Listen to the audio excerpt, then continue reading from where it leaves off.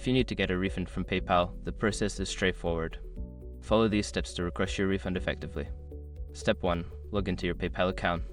Visit the PayPal website or open the app and log in using your credentials. Ensure you are accessing the correct account associated with the transaction. Step 2. Find the transaction. Navigate to the Activity section to view your recent transactions. Locate the specific transaction for which you are seeking a refund. Step 3. Select the transaction. Click on the transaction to open its details. Review the information to confirm it is the correct one before proceeding. Step 4. Request a refund. Look for the option to request a refund. This may vary depending on whether you are dealing with a seller or a service provider. Follow the prompts to submit your refund request. Step 5. Monitor your refund status. After submitting your request, keep an eye on your email and PayPal account for updates. Refunds can take a few days to process, so be patient while awaiting confirmation.